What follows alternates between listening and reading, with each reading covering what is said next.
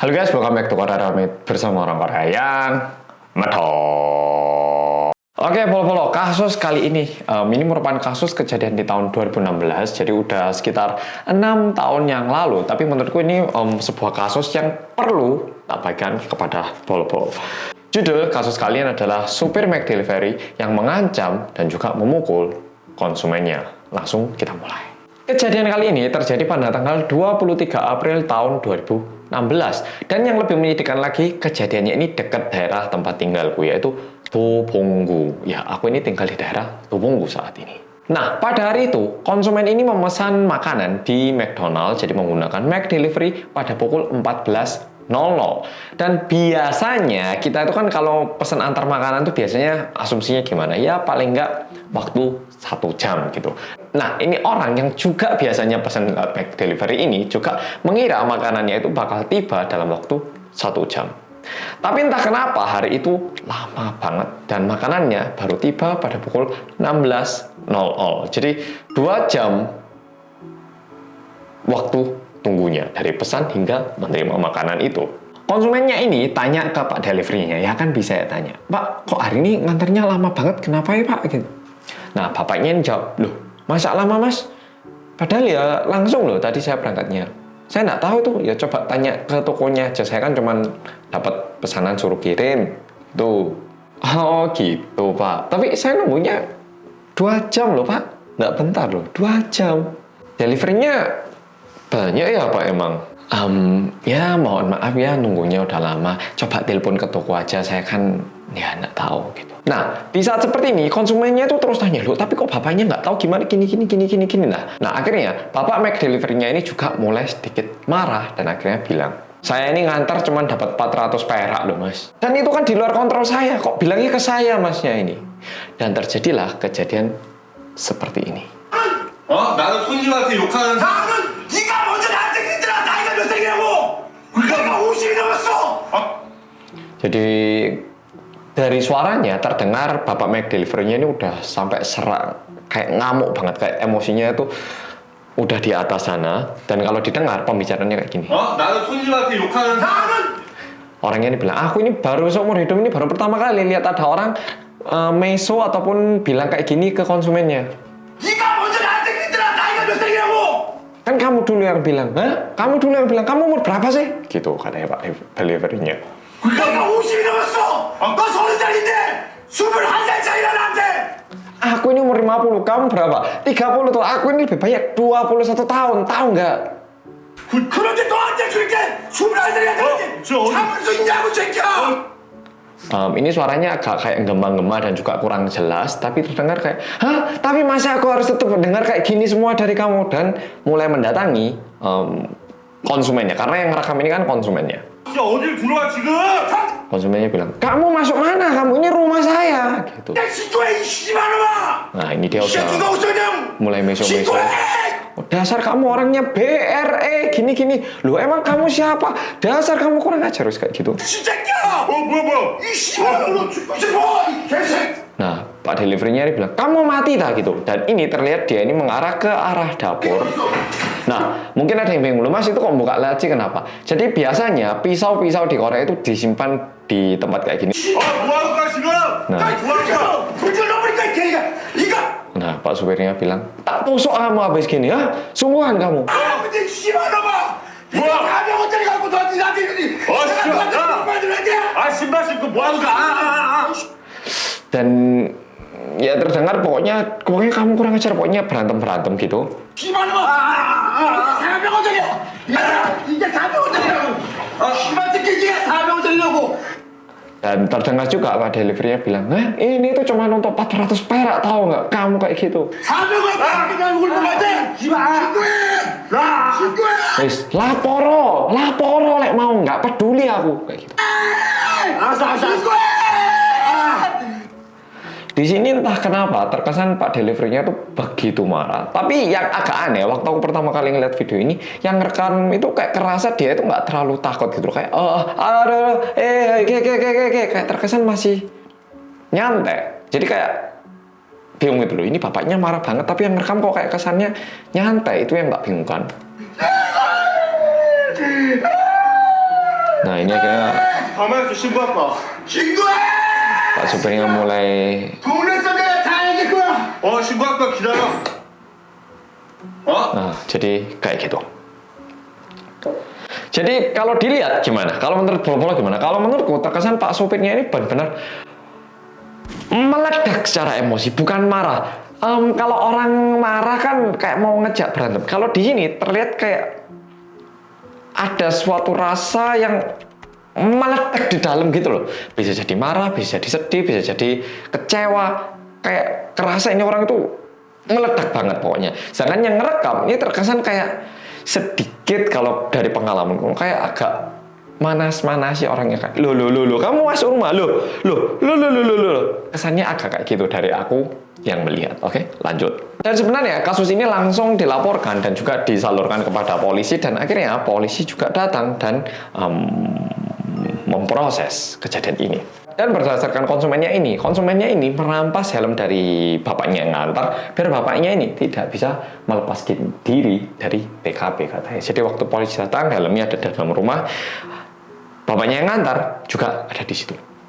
Dan di sini ada beberapa foto yang mungkin bisa tak tunjukkan, adalah luka-luka yang katanya konsumen alami akibat bapak Mac delivery-nya ini. Jadi ada luka-luka seperti ini dan diproseslah secara hukum. Dan 3 hari setelah itu pada tanggal 26 April tahun 2016, orang tua dari konsumen ini menerima SMS dari bapak Mac Delivery. Pesannya kayak gini, mungkin ini cuma tulisan dan juga bukan bahasa Indonesia jadi agak membosankan. Ini tak bacakan langsung bahasa Indonesianya aja. Saya adalah pengantar dari McDonald. Pertama-tama saya meminta maaf, saya mohon maaf atas perbuatan yang saya lakukan hingga menyakiti hati anak Anda.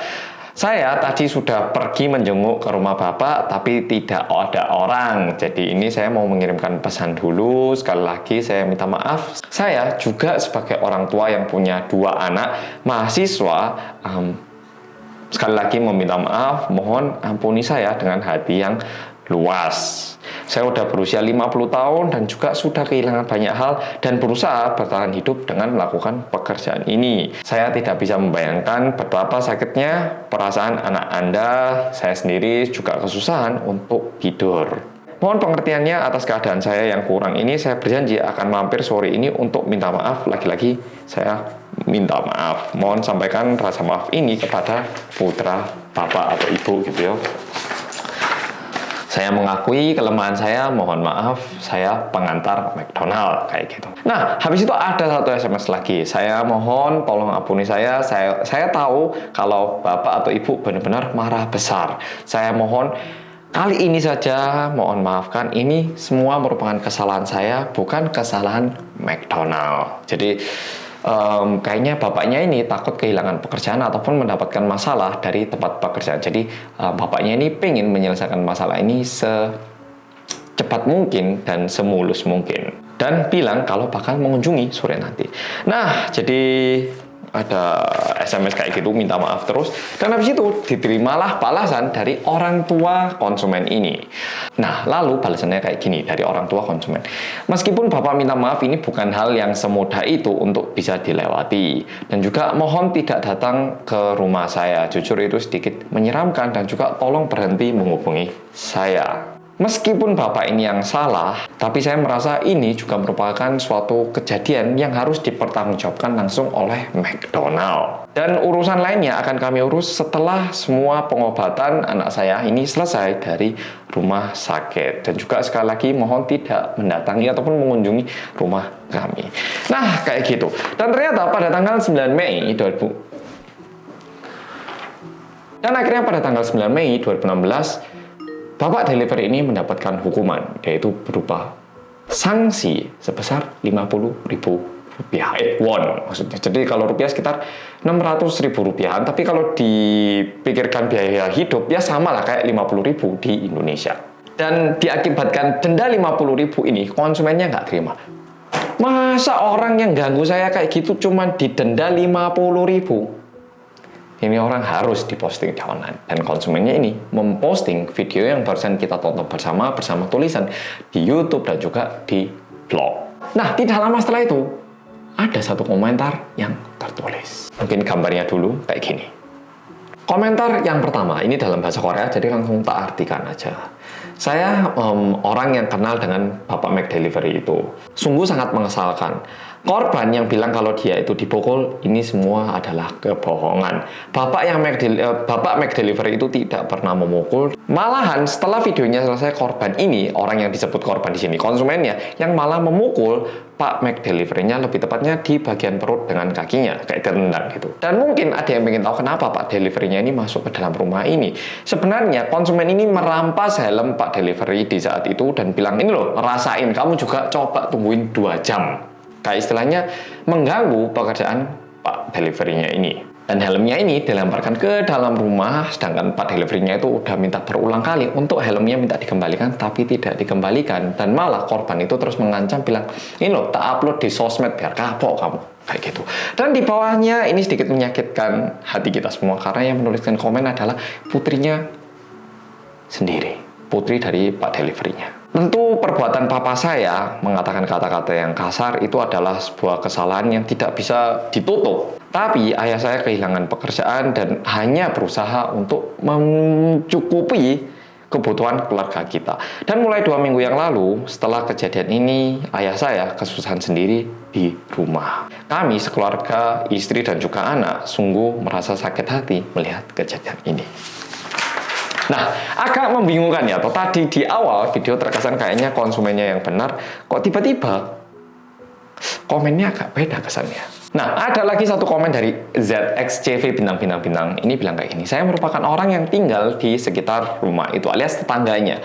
Saya mendengar semua perkataan-perkataan yang merendahkan Pak McDelivery dan juga kata-kata kasar yang disampaikan kepada Pak Delivery, hingga nantinya Pak Delivery ini menangis. Buat penulis komentar ini, mohon sampaikan pesan saya kepada Bapak untuk bisa menyemangati Bapak Anda. Kayak gitu. Jadi orang-orang ternyata terkesan kayak mulai mendukung Pak McDelivery-nya. Jadi pada awalnya orang-orang itu langsung mengejudge Pak Delivery-nya nggak ramah, ini perusahaan nggak benar, sistemnya gimana. Tiba-tiba mulai membaca komen ini, media dan juga tanggapan netizen itu mulai bergeser.